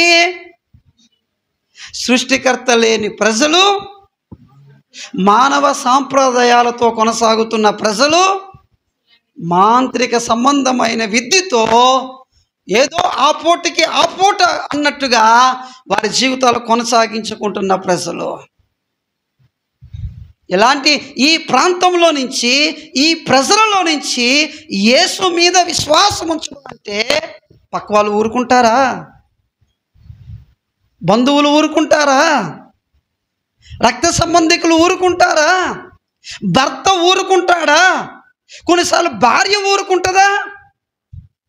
పురుషోత్తం చౌదరి గారని ఒక ఆయన యేసు ప్రభు దర్శిస్తే యేసు ప్రభు నమ్ముకున్నాడైనా, నమ్ముకుంటే ఆయన ఇంటికి వస్తే వాళ్ళ భార్య ఏం చేసిందో తెలుసా? అతనికి ఆకలేస్తుంటే అన్నం పెట్టడానికి పులిహోరని ఈ బర్రె పేడేస్తుంది కదా, ఆ పేడ మీద పెట్టి పో తినందంట. ప్లేటుతో కాదు, పులిహోరని పేడ మీద పెట్టి. అంత గొప్ప అద్భుతమైన ఇల్లాలో ఎవరనే భర్తనే. పురుషోత్తం చౌదరి అంటే బ్రాహ్మణులు, వాళ్ళు బ్రాహ్మణ్స్. నువ్వు బ్రాహ్మణువై ఉండి యేసు ప్రభువు నమ్ముకున్నావా? సిగ్గు లేదు? నువ్వు బ్రాహ్మణుడివై ఉండి యేసు ప్రభు మీద నమ్మకం ఉంచావా? మనిషివేనా? మనకెంత కళంకం కలిగించావరా? మనకెంత ఇబ్బంది కలిగించావరా? మన జాతికి, మన యొక్క కులానికి, మన ప్రజలకి నీ మూలంగా తలవంపులు వచ్చినవురా. నీ ముఖం చూపించకరా నీవు మా జాతిలో చెడపుట్టావురా. తిరస్కారాలు రావా? చేదరింపులు రావా? వ్యతిరేకతలు రావా? ఇబ్బందులు రావా? యేసు యొద్దకు రావటం, యేసుని విశ్వసించటం, యేసుని నమ్మకం ఉంచటం, ఈ ప్రజల మధ్యలో నుంచి, ఈ ప్రజల యొక్క జీవితాల్లో నుంచి, ఈ ప్రాంతాలలో నుంచి యేసు యొద్దకు రావడం అంటే అంత సామాన్యమైన విషయం కాదండి. ఆ కుటుంబాల్లో బంధువులు మాట్లాడకుండా ఇంట్లో భర్త చావు దెబ్బలు కొడుతుంటే ప్రార్థన చేసుకుంటుందని రెండో రోజు చర్చి మానేస్తాం మనమైతే. మూడో రోజు చర్చి మానేస్తాం. పాస్టర్ గారు వచ్చి, ఏ అమ్మా పోయిన వారం వచ్చావు కదా, ఈ వారం అంటే, పాస్టర్ గారు మీకు ఒక నమస్కారం అండి, యేసు ప్రభువు కూడా ఇంకొక నమస్కారం. మా ఆయన ఒప్పుకుంటలేదు. ఎవరు ఒప్పుకుంటలేదు? చచ్చిపోయే ముసలాడు అంటుంది, అయ్యా నేనా వద్దాం అనుకుంటున్నాను, కానీ మా అమ్మాయి పెళ్ళి చూడాలా, మా మనవరాలు పెళ్ళి చూడాలి, మనవరాలు పెళ్ళి ఎక్కడ చేయాలి? గుళ్ళో చేయాలంట. చచ్చిపోయే ముసలాడు కూడా రావడానికి ఇష్టపడతలేదు. ఎందుకు? సృష్టికర్త లేని ప్రజలు, మానవ సాంప్రదాయాలు, మాంత్రిక సంబంధమైన విద్యలు. కనుక నేను యేసు ప్రభువును 2001లో నమ్ముకున్నాను. 2004లో నెల్లూరుకి పరిచర్యకు వచ్చాను రాజమండ్రి నుంచి. అక్కడ మా బంధువులు కొంతమంది నన్ను నిలబెట్టి 1.5 గంట సేపు నాతో మాట్లాడాడు. ఏరా నువ్వు దేవుడు నమ్ముకోవాలంటే ఆ దేవుడు దొరికాడు నీకు దేవుని సేవ చేయాలంటే ఆ దేవుడు దొరికాడు నీకు. ఇదిగో మా ఊళ్ళో రామ మందిరం ఉంది, అక్కడ నువ్వు కానీ ఓకే అంటే ఇదిగో ఈ గుడి మొత్తం బాధ్యతలన్నీ నువ్వే చూసుకుందువు, కానీ నిన్ను కంచికి పంపించి మన సంబంధమైనవి నీవు అభ్యాసం చేసి నువ్వు వద్దు, కానీ అంతగా భక్తిలో నువ్వు ఉండాలంటే. నేను కోరుకొని వచ్చిన భక్తి కాదు ఇది, నా దేవుడు నన్ను పట్టుకున్న భక్తి ఇది. నేను కోరుకొని రాలే, నా దేవుడు నన్ను పిలుచుకుంటూ వచ్చాను. ఇది నేను ఆయనకి విషయాలు కొన్ని చెప్పాను. కనుక ప్రియమైన దేవుని బిడ్డలారా, మరి ఇన్ని ఆటంకాల మధ్యలో, ఇన్ని ఇబ్బందుల మధ్యలో తన విశ్వాసం యేసుక్రీస్తు చేత ఎలా ప్రశంసించబడింది? మరి భర్త సహకరించలేడు, భార్య సహకరించదు, పిల్లలు సహకరించడు, మన బంధువులు సహకరించడు. ఎందుకంటే చర్చికి వెళ్తున్నామంటే, ప్రార్థన చేసుకుంటున్నామంటే, దేవుని దగ్గరికి వెళ్తున్నామంటే వీళ్ళెవరూ మనల్ని ఏమీ పెద్దగా పూల్లో పెట్టి ఏం చూసుకోరు. కానీ అలాంటి ప్రజల మధ్యలో మనం ఉన్నప్పుడు, ప్రాంతం మధ్యలో మనం ఉన్నప్పుడు, మరి మన విశ్వాసము యేసుక్రీస్తు చేత ప్రశంసించబడాలంటే, పొగడాలంటే మరి ఈవిడేం చేసింది? ఈవిడేం చేసింది? అన్ని జనుల యొక్క ప్రభావాన్ని ఎలా దాటుకొని వచ్చింది, ఎలా ఓవర్కమ్ చేసి వచ్చిందో మీకు చెప్తాను చూడండి. అదే మత్తయి సువార్త 15వ అధ్యాయంలోని ఆమె యొక్క ప్రస్తావన ఆమె ఏ ప్రాంతానికి సంబంధించింది, ఆమె ఏ ప్రజలలో నుంచి వచ్చింది, ఎందుకు బైబిల్లో చాలా స్పష్టంగా మెన్షన్ చేశాడంటే ఆమె ఎలాంటి కమ్యూనిటీలో నుంచి వచ్చిందో, ఎలాంటి పరిస్థితుల మధ్యలో నుంచి యేసు యొద్దకు వచ్చిందో మనకి చెప్పడానికే దేవుడు ఆ మాట రాశాడు. చూడండి కంటిన్యూషన్లోని, కానాను స్త్రీ ఒకటి వచ్చి చదవండమ్మా. వచ్చి, ప్రభువా, దావీదు కుమారుడా, నన్ను కరుణించుము, నా కుమార్తె దెయ్యము పట్టి బహు బాధపడుచున్నదని కేకలు వేసెను. ఒక్క నిమిషం, యేసు ప్రభుని ఏమని సంబోధించింది? ఏంటో గట్టిగా చెప్పండి ఒకసారి అందరూ. ప్రభువా, దావీదు కుమారుడా, నన్ను కరుణించు. 3 మాటలు. ప్రభువా, దావీదు కుమారుడా, నన్ను కరుణించుము. జాగ్రత్తగా వినండి. ఈ 3 మాటల్లో ఆమె ఏ ప్రజల మధ్యలో ఉంటుందో, ఆ ప్రజల మధ్యలో ఉన్న ఆ సమస్యాత్మకమైన పరిస్థితులు ఉన్నాయే, వాటిని ఈ 3 మాటల్లో ఎలా దాటగలిగింది అంటే, జాగ్రత్తగా వినండి, దావీదు కుమారుడా అనే ఆ మాటని యూదా సమాజంలోని గొప్ప వాక్య అనుభవం సంపాదించుకున్న పరిసయ్యులు, శాస్త్రులు, సద్దుకయ్యులు అనే వాళ్ళు ఉన్నారు తెగ. వీళ్ళు యేసుక్రీస్తుని దావీదు కుమారుడా అని ఒప్పుకోవడానికి ఇష్టపడరు, ప్రభువా అని ఒప్పుకోవడానికి ఇష్టపడరు, నన్ను కరుణించు అంటే ఆయన సహాయం తీసుకోవడానికి ఇష్టపడరు. వాళ్ళు ఏమంటారంటే, ఏంటి ఈయన మరియ కుమారుడు కాదా, వడ్రింగ వాని కుమారుడు కాదా, వీడికి ఇంత జ్ఞానం ఎక్కడి నుంచి వచ్చింది అని ఒకడంటే, ఇంకోడంటాడు వీడు దయ్యములు పట్టినవాడు, అందుకే దయ్యాలు వెలగొడుతున్నాడు, బయలుచుబేలు అని ఇంకోడంటాడు, రే యేసు ప్రభు ఆ రోమా సైనికునికి మరీ కలిపి పుట్టాడురా, అసలు ఈయన్ని లెక్కలో కూడా తీసుకోకూడదు, వీడు మనలాగా పుట్టలేదు వీడు అని మరొకరు అంటుంటే, ఆనాటి సమాజంలో యేసు ప్రభువుని ఎవరికి వారుగా యేసుక్రీస్తులో ఉన్న దైవత్వాన్ని తృణీకరించారు, యేసుక్రీస్తులో ఉన్న అధికారాన్ని తృణీకరించారు, యేసుక్రీస్తులో ఉన్న గొప్పతనాన్ని తృణీకరించారు.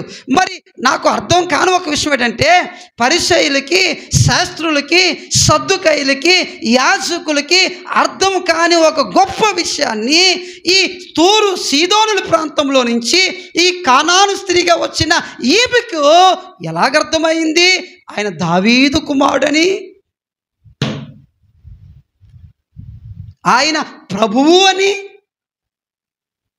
దావీదు కుమారుడా అంటే అర్థం ఏంటో తెలుసా? అసలు దావీదు కుమారుడా అనే ఆ మాటలో బైబిల్ గ్రంథంలోని ఈ మాటలు ప్రస్తావించబడ్డాయి. చూడండి, రోమీయులకు రాసిన పత్రిక 1వ అధ్యాయంలోని యేసుక్రీస్తుని, తన ముందు నిలబడ్డ యేసుక్రీస్తుని ఏమని సంబోధించాలో, ఏమని పిలవాలో ఖచ్చితంగా ఎరిగిన స్త్రీగా కనపడుతుంది ఈమె. ఎందుకు అంటే, ఒక భగవంతుణ్ణి, దేవుణ్ణి మనం ఏమని పిలవాలో, ఏమని ఆ దేవుణ్ణి మనం చెప్పాలో ఎరిగిన వాళ్ళంగా ఉండాలి. రోమీయులకు రాసిన పత్రిక దేవుని యొక్క వాక్యం 1వ అధ్యాయం 5వ వచనంలోని ఈ మాటలు రాస్తుంది. రోమీయులకు రాసిన పత్రిక 1వ అధ్యాయం 5వ వచనంలోని, యేసుక్రీస్తు శరీరమును బట్టి దావీదు సంతానముగాను, చాలా పెద్ద వచనం అది, ఆ పెద్ద వచనంలో మధ్యలో నుంచి చదువుతున్నాను. ఇది 1 నుంచి 7 వచనం కలిపి ఉంటాయి అనుకుంటాను, అక్కడ 2 నుంచి కలిపి ఉంటాయి. కానీ 5వ వచనం అది ఇలా రాస్తుంది: యేసుక్రీస్తు శరీరమును బట్టి దావీదు సంతానముగాను, జాగ్రత్తగా వినండి, మృతులలో నుండి పునరుత్థానుడైనందున పరిశుద్ధమైన ఆత్మను బట్టి దేవుని కుమారుడుగాను ప్రభావముతో నిరూపించబడెను. యేసుక్రీస్తు అంట శరీరమును బట్టి దావీదు కుమారుడు. ఏంటైనా శరీరమును బట్టి ఎవరు కుమారుడంట? తిరిగి లేవడాన్ని బట్టి ఎవరు కుమారుడంట? దేవుని కుమారుడికి దావీదు కుమారుడికి తేడా ఏంటి?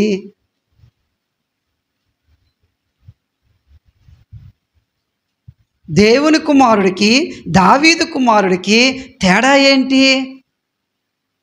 ఒకటే తేడా, దావీదు కుమారుడు శరీరాన్ని బట్టి, దేవుని కుమారుడు మృతుడై తిరిగి లేచిన దానిని బట్టి. అదేంటది? అవును, ఆయన దావీదు కుమారుడు శరీరమును బట్టి దావీదు కుమారుడు అంటే అర్థం ఏంటి? శరీరమును బట్టి దావీదు కుమారుడు అంటే అర్థం ఏంటి? చూడండి, దేవుని యొక్క వాక్యంలోని ఈ మాట మీకు చెప్పడానికి ప్రయత్నం చేస్తాను. రోమీయులకు రాసిన పత్రిక, యోహాను రాసిన రెండవ పత్రికలోని జాగ్రత్తగా నా మాటలు వినండి. యోహాను రాసిన 2వ పత్రికలోని 1వ అధ్యాయం ఉంటుంది, 7వ వచనం మనం చూసినట్లయితే కొంచెం నేను మీకు ఎంతవరకు అర్థమవుతుందో నాకు తెలియదు, కానీ జాగ్రత్తగా అర్థం చేసుకోవడానికి ప్రయత్నం చేయండి.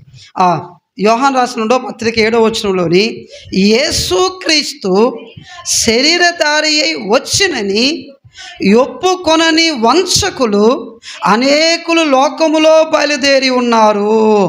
అంటే ఇప్పుడు యేసుక్రీస్తుని ఏమని ఒప్పుకుంటలేదంట వీళ్ళు? శరీరధారి అయి వచ్చినని ఒప్పుకుంటలేదంట వీళ్ళు. అంటే యేసు ప్రభువుని ఏ విధంగా ఒప్పుకోవాలి మనం? శరీరధారి అయి వచ్చేయడని ఒప్పుకోవాలి. శరీరధారి అయి వచ్చేయడం అంటే ఎవరు కుమారుడైనా? దావీదు కుమారుడు. అంటే ఈమె ఏం ఒప్పుకుంటుంది? యేసు ప్రభు శరీరధారి అయి వచ్చాడు అని ఒప్పుకుంటుంది. యోహాను రాసిన ఆ పత్రికలో ఆ కాలంలోని చాలామంది యేసుక్రీస్తుని శరీరధారి అయి వచ్చినని ఒప్పుకోలేదు. శరీరధారి అయి వచ్చినని ఒప్పుకోవడం అంటే ఏంటి? అక్కడ రాసుంది, అది ఒప్పుకోకపోతే వాళ్ళు ఎవరంట? వంచకులంట. వాళ్ళు వంచకులని రాస్తుంది. శరీరధారి అని ఒప్పుకోవడం అంటే ఏంటి? చూడండి, రోమీయులకు రాసిన పత్రిక 8వ అధ్యాయము 4వ వచనం చదువుకుంటే, రోమీయులకు రాసిన పత్రిక 8వ అధ్యాయము 4వ వచనము చదువుకుంటే ఈ మాటలో రాస్తుంది: దేవుడు తన సొంత కుమారుణ్ణి పాప శరీరాకారముతో పంపి ఆయన శరీరమందు పాపమునకు శిక్ష విధించెను. యేసు ప్రభు ఈ భూమి మీదకి ఏ ఆకారంతో వచ్చాడంట? శరీరాకారము. ఓకే, కానీ దానికి ముందు ఒక మాట రాస్తుంది. ఏ మాట అది? అంటే మానవుడు కలిగి ఉన్న శరీరము ఎలాంటి శరీరం అంటే ఇది? పాప శరీరం. ఇది అవునన్నా కాదన్నా ఇది నిజం. పాపపు స్వభావం కలిగిన శరీరం ఇది. అంటే ప్రభుని యేసుక్రీస్తు ఎలాంటి శరీరంలో భగవంతుడు ఆ పరమాత్ముడు వచ్చాడంటే నీలాంటి నాలాంటి రక్త మాంసములు కలిగిన శరీరములోనికి వచ్చాడు. శోధించబడే శరీరములోనికి వచ్చాడు. పాపము చేయడానికి అవకాశం ఉండే శరీరములోనికి వచ్చాడు. జాగ్రత్తగా మాట్లాడండి. పాపము చేయడానికి, శోధించబడడానికి రక్త మాంసములతో కూడిన ఈ దేహములోనికి ఆ భగవంతుడు, ఆ దేవుడు ఈ మానవుడిగా వచ్చాడు. ఇది ఆశ్చర్యం. ఇది అమ్మా, నెల్లూరు శుభమస్తు షాపింగ్ మాల్లో ఒక 10,000 పెట్టి శారీ కొని కట్టుకోమన్నాను. కట్టుకున్నారు. కట్టుకున్న తర్వాత ఈ బ్రిడ్జి ఇలా కిందకి తీసుకొచ్చి అక్కడ మురుగుంట ఉంది. రోజు పందులు వచ్చి అక్కడ పొరులుతూ ఉంటాయి. మురుగుంట. ఆ మురుగుంటలో అమ్మా ఒకసారి 2-3 సార్లు దూకు అందులో కన్నా నేను. అప్పుడు నువ్వేం చేస్తావు? 10,000 రూపాయలు చీర కట్టుకున్నావు, కొత్త చీర కట్టుకున్నావు. ఇప్పుడు పందులు రోజు తిరిగే మురుగుంటలో నేను దిగమన్నాను, నువ్వేం చేస్తావమ్మా? ఏమ్మా పెద్దవాడి దిగవా మురుగుంటలో? భలే చెప్పావమ్మా. ఏ సరిపోతుంది? నీ 10,000 చీర గురించి ఇంత ఆలోచిస్తే 10,000ల్లో అతి కాంక్షయుడు యేసుక్రీస్తు ఈ మట్టి శరీరంలోకి వచ్చాడు. ఇప్పుడు ఆలోచన చేసావా? బోడిని 10,000 చీర పోతే మళ్ళీ కొనుక్కోవచ్చు. అసలు దేవుడికి ఈ శరీరం లేదు. ఆయన మహిమాస్వరూపి, ఆయన ఆత్మస్వరూపి, కోటి సూర్య తేజస్సు కంటే తేజస్సు కలిగిన వాడు, ఆయన అమరుడు, అమరత్వం కలిగిన వాడు. అలాంటి ఆ దేవుడు, ఆ భగవంతుడు, ఆ ప్రభువు ఈ లోకంలోనికి శరీరధారి అయి వచ్చెను. ఎలాంటి శరీరం అది? రక్త మాంసములతో కూడిన శరీరం అది. శోధనకు లోనయ్యే శరీరం అది. పాపము చేయడానికి అవకాశం ఉండే శరీరంలోకి వచ్చాడు. పాపమే ఎరగని దేవుడు, పరిశుద్ధుడైన దేవుడు, పవిత్రుడైన దేవుడు ఈ పాప శరీరములోనికి ఎందుకు వచ్చాడు? అయినా దేనికి వచ్చాడు? బైబిల్ చెబుతుంది, తన శరీరమందు పాపమునకు శిక్ష వేయబడెను. నీతిమంతుడు లేడు, ఒక్కడూ లేడు, అందరూ పాపము చేసిన వాళ్ళమే. అయితే మనం చేసిన ఆ పాపము యొక్క శిక్ష మనం అనుభవించకూడదని మన పక్షంగా శరీరధారి అయి దావీదు కుమారుడిగా ఈ లోకానికి వచ్చి కలువరి సిలువలోని మన నిమిత్తము మన బదులు తన సర్వస్వాన్ని అప్పగించుకున్నాడు మన ప్రభువైన యేసుక్రీస్తు. దావీదు కుమారుడా అంటే నా పాపముల కొరకు చనిపోవటానికి ఈ లోకానికి వచ్చిన దేవా. దేవుడి గురించి ఎంత అవగాహన అండి మీకు. ఈరోజు 5 సంవత్సరాల నుంచి 10 సంవత్సరాల చర్చికి వచ్చేవాడికి అవగాహన లేదు. తలనొప్పి తగ్గలేదనుకో, ఈ ఆదివారం రామంతే. ఏ అమ్మ రాలేదు, కాలంతా నొప్పిగా ఉంది అందుకని రాను. టీవీలోని ఇంటి దగ్గర టీవీలో సీరియల్ చూస్తారు, 11 గంటల దాకా గుడ్లప్పు గిచ్చునిలా చూస్తుంటారు. చర్చిలో రాగానే కళ్ళు మూసుకొని గబ్బిలంలాగా ఇలా ముడుచుకుని పడుకుంటారు. ఇంటి దగ్గర ఏమో గుడ్ల గోబులాగా ఉంటారు, చర్చిలోకి వస్తే గబ్బిలంలాగా అయిపోతారు. అదేంటో మా ఇద్దరు రోగం, ఈ రోగం అమ్మ గబ్బిలం. చర్చిలో రాగానే గబ్బులు ముడుచుకుపోతారు వీళ్ళు. ఇంకా అవయాలు పని చేయ వీళ్ళకి. పాస్టర్ టైం ఎంత అయిందే? 10 అయిపోయింది, ఇంక వదలలేడు. 10 గంటలకు మేము పడుకోవాలా? ఇంటి దగ్గర టీవీ పెట్టి చూడండి, సెల్ ఫోన్ చేతులు పెట్టుకోమనండి, సెల్ ఫోన్ ఆడు మనం అవ్వచ్చి మనం అంటుంది, రే సీరియల్ పెట్టరా అంటుంది. ఏం సీరియల్ అవ్వా? అదేరా నిన్న ఏం జరిగిందో చూడలేదు, పాస్టర్ నేను మీటింగ్ పెట్టాడు, ఇక మీటింగ్కి వెళ్ళాను, మీటింగ్ వెళ్ళకపోతే మళ్ళీ తినేస్తారు పాస్టర్, అందుకని వెళ్ళాను, సీరియల్ మిస్ అయిపోయింది, మళ్ళీ నేను పెట్టు. గుడ్ల గోపులు ఇంటి దగ్గర, చర్చిలోకి వస్తే గబ్బిలాలు. కానీ ఈవిడి అన్యజనుల యొక్క ప్రభావం, సృష్టికర్త లేని ప్రజల మధ్యలో, మనుషుల యొక్క సాంప్రదాయాలతో కొనసాగుతున్న ప్రజల మధ్యలో, మాంత్రిక సంబంధమైన వాటికి తమే జీవితం అనుకుంటా బతుకుతున్న ప్రజల మధ్యలో నుంచి యేసు యొద్దకు వచ్చింది. యేసు మీద విశ్వాసం వచ్చిందంటే ఆ ఆటంకాన్ని ఎలా వాడకం చేసిందంటే, నేను ఎలా అనుకుంటాను, దేవుని గురించిన అవగాహన మన జీవితంలోకి నిజంగా వస్తే వచ్చిన ఆ అవగాహన మనము ఎలాంటి ప్రజల మధ్యలో ఉన్నప్పటికీ కూడా మనలో ఉన్న విశ్వాసము ప్రభు చేత ప్రశంసించే విధంగా మనల్ని మారుస్తుంది.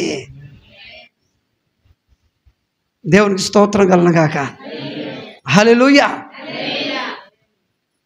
దేవుని గురించి సరైన అవగాహన, క్లియర్ అండర్స్టాండింగ్ అబౌట్ గాడ్. దేవుని గురించిన సరైన అవగాహన. యేసు దేవుడు ఎవరైనా దావీదు కుమారుడైనా, దావీదు కుమారుడా అంటే శరీరధారి అయి వచ్చినవాడు, దావీదు సంతానములో పుట్టినవాడు శరీరాన్ని బట్టి. అంటే ఆ భగవంతుడు, ఆ పరిశుద్ధుడు, ఆ మహిమోన్నతుడు నా పాపముల కొరకు, నా శాపముల కొరకు తాను శరీరాన్ని ధరించుకొని ఈ భూమి మీదకి వచ్చి నా పాపపు శిక్ష తన శరీరం మీద వేసుకొని నన్ను రక్షించాడు. నా పాపము నుంచి, నా శాపము నుంచి రక్షించాడు. అందుకే తాను చనిపోయాడు, తిరిగి లేచాడు. దేవునికి స్తోత్రం కలుగునుగాక. హల్లెలూయా. యేసు మన పాపముల కొరకు తన శరీరం మీద శిక్ష అనుభవించాడు. ఈరోజు ఒక ఆయన అన్నాడు, ఒక ఇంటికి వెళ్ళాం, ఆయన అంటాడు, సార్ యేసు ప్రభుని చూస్తే నాకు చాలా బాధ సార్ అన్నాడు. ఆయన చర్చికి వచ్చాయని కాదు, హైందవుడు. ఏం అన్నా? ఏం లేదు సార్, ఆయన అంత విపరీతంగా కొడతారు, ఆయన అంత విపరీతంగా ఇది చేస్తారు, ఆయన చూస్తుంటే భలే బాధ సార్ నాకు అన్నాడు. దేనికి బాధ? ఆయన కొట్టినందుక? నీ పాపాలు నిమిత్తమై ఆయన కొట్టించుకున్నందుక? రెండింటికి తేడా ఉంది. దేనికి బాధ? ఆయన కొడుతున్నందుకు బాధపడుతున్నావా, లేదా నీ పాపాల కొరకు ఆయన దెబ్బలు తింటున్నందుకు బాధపడుతున్నావా? మన దోష శిక్ష ఆయన మీద పడేను. ఆయన పొందిన దెబ్బల ద్వారా మనకి స్వస్థత ఇవ్వబడుతుంది. నువ్వు బాధపడవలసింది యేసును కొట్టినందుకు కాదు, నా పాపముల నిమిత్తము నా ప్రభువు నా కొరకు కొట్టించుకుంటున్నాడు, దానికి బాధపడాల. అది పశ్చాత్తాపం. సరే, ఈమె యొక్క విశ్వాసం ఎలాగ ఆ పరిస్థితులను ఓవర్కమ్ చేయగలిగిందంటే దేవుని గురించి సరైన అవగాహనలోనికి వచ్చింది. ఇలా అంటాను, దేవుని గురించి ఎవరికైతే సరైన అవగాహన వస్తుందో వారి విశ్వాసము ఎప్పుడూ ప్రభు చేత ప్రశంసించబడుతూనే ఉంటుంది. దేవునికి స్తోత్రం కలుగునుగాక. అలా ప్రశంసించబడుతున్న విశ్వాసము వారి కోరికను తీరుస్తూనే ఉంటుంది, వారి ఇంట్లో సమస్యని తొలగిస్తూనే ఉంటుంది. ఇది మీ మనసులో ఉంచుకోండి. ఇంకొక మాట చెప్పి త్వరగా ముగించేస్తాను, ఇంకెక్కువ వద్దు. మళ్ళీ ఆ ప్యాసేజ్లోకి రండి, మత్తయి సువార్త 15వ అధ్యాయంలోకి రండి. మళ్ళీ కంటిన్యూషన్ చదువుకుందాం. కరుణించుము అని చెప్పింది. నా కుమార్తె దెయ్యము పట్టి బహు బాధపడుచుందని కేకలు వేసిను. చూడండి, కేకలు వేసిను. అందుకు ఆయన జాతకమేనండి, ఆమెతో ఒక్క మాటైనను చెప్పలేదు. అప్పుడు జాతకమేనండి, ఒక మాట అయినా చెప్పలేదు. ఆయన వెళ్ళిపోతున్నాడు. వెళ్ళిపోతుంటే యేసుప్రభు దగ్గర ఎవరున్నారు ఇప్పుడు? శిష్యులంతా ఎవరు? మనమే. మనకే కదా యేసుప్రభు పేటెంట్ హక్కు, ఇంకెవరికే? మనమే. వాళ్ళు అన్నారంట, చదవమ్మా. ఈమె మన వెంబడి వచ్చి కేకలు వేయుచున్నది కనుక ప్రభువా నేను ఒక సలహా ఇస్తాను, చేస్తావా? ఏంటయ్యా? ఎందుకయ్యా కేకలు వినలేకపోతుంది, చెవులు రంధ్రం పడిపోతున్నాయి, రక్తం గారిపోతున్నాయి, పంపించే, దూరంగా పంపించే, సెండ్ అవే, దూరంగా పంపించే, సెండ్ అవే, దూరంగా పంపించే. నా తెలియ అడుగుతున్నాను, అన్యజనుల్లో నుంచి, దేవుడు లేని ప్రజల్లో నుంచి, మనుషుల పద్ధతుల యొక్క సాంప్రదాయాల్లో నుంచి, మాంత్రిక సంబంధమైన పరిస్థితుల్లో నుంచి వచ్చిన ఒక స్త్రీని, ఒక మనిషిని దేవుని సంఘంలో ఉన్న దేవుని బిడ్డలు ఎలా ప్రోత్సహించాలా? ఎలా ప్రోత్సహించాలా? అన్యజనుల యొక్క ప్రభావాన్ని దాటుకొని వచ్చింది. ఆత్మ సంబంధుల అనాసక్తి దగ్గర ఆగిపోయింది.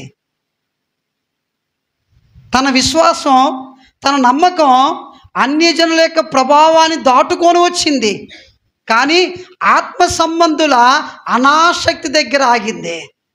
అంటాడు, ఆమె కేకలు వినలేకపోతున్నాం, ఆవుని ఇక్కడి నుంచి పంపించేయి. యేసు ప్రభుకు లేనిది వీళ్ళకి ఎందుకండి బాధ?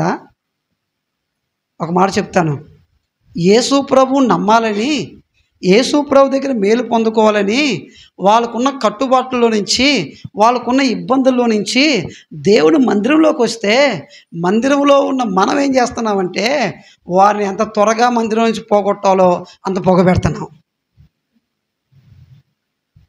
ఎందుకు? వాళ్ళ ఆర్తధ్వనులు, వాళ్ళ ఆర్తనాదానాలు మనకు ఎలా కనపడుతున్నాయి? ఇక్కడ చెవులకి ఇబ్బందిగా కనపడుతున్నాయా? ఒక మాటలో చెప్పనీయండి. ఆత్మ సంబంధులుగా దేవుని మందిరంలో ఉన్న మనము ఒక ఆత్మను సంపాదించకపోవచ్చు, కానీ ఒక ఆత్మ దేవుని మందిరంలోకి వస్తే వచ్చిన ఆ ఒక్క ఆత్మను దేవునిలో ఎదిగే విధంగా, దేవునిలో బలపడే విధంగా, దేవునిలో కట్టబడే విధంగా నీకు అవకాశం ఉన్నంత వరకు ఆ ఆత్మ కొరకు నువ్వు ప్రయాసపడు, ప్రోత్సహించు, బలపరచు.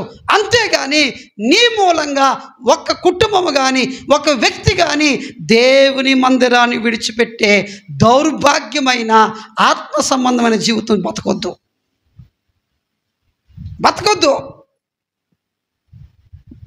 కొత్తగా వచ్చింది ఆవిడ, వాళ్ళ పిల్లలకి సేవకుడు సరే ప్రోత్సాహకరంగా ఉంటుంది కదని, అమ్మ ఆ పిల్లలు తీసుకురామ్మా అని చెప్పేసి ఆ ఇద్దరు పిల్లలకి 2 గిఫ్ట్లు ఇచ్చాడు. 5 సంవత్సరాలు చర్చికి వస్తుంది అమ్మగారు. ఈ అమ్మగారి పిల్లలకి గిఫ్ట్లు రాలేదు. అంతే. రే రారా జప్పట్టుకుని బిరబిర లాక్కుని వెళ్ళిపోతుంది. మమ్మీ అంటున్నాడు. అక్కడ మనకేం విలువ ఉందరా? పాస్టర్ గారు అంత పక్షపాతం. మనం ఎందుకు కనపడతాం ఆయన దృష్టికి?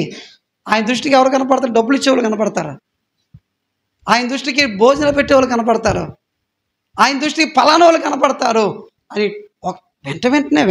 వెంటనే అమ్మా, ఇంతకాలం ఈ మందిరంలో ఆ సేవకుడే కదా నీ కుటుంబాన్ని బలపరిచాడు, ఆ సేవకుడే కదా నీ పిల్లల కొరకు ప్రార్థన చేశాడు, ఆ సేవకుడే కదా నీ ఇంట్లో సమస్యలుంటే ఉపవాసం ఉండి కడుపు మార్చుకొని కన్నీళ్లు పెట్టుకున్నాడు.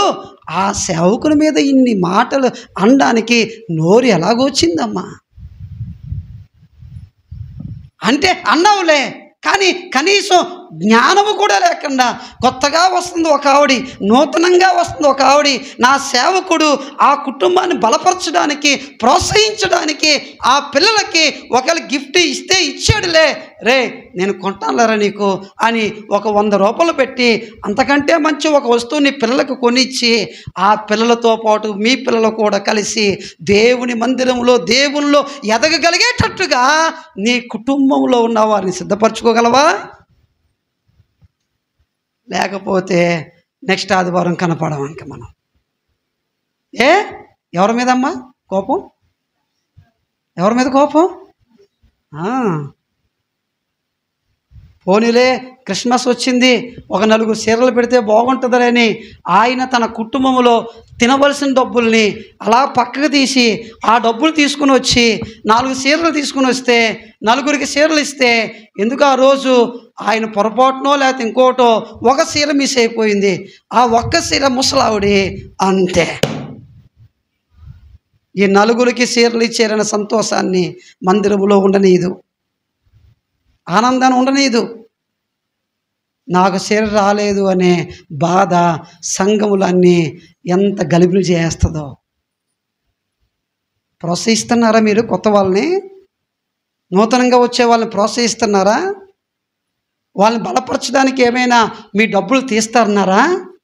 వాళ్ళని బలపరచడానికి ఏమైనా మీ వస్తువులను వాడుతున్నారా? వాళ్ళని బలపరచడానికి ఏమైనా ఆత్మ సంబంధులుగానే ప్రవర్తిస్తున్నారా? లేకపోతే నేనెందుకు డబ్బులు తీయాలండి, కారులో కూర్చుంటానంతే. తీసేవాడు తీసుకుంటాడు, పెట్టేవాడు పెట్టుకుంటాడు, నాకేం సంబంధం?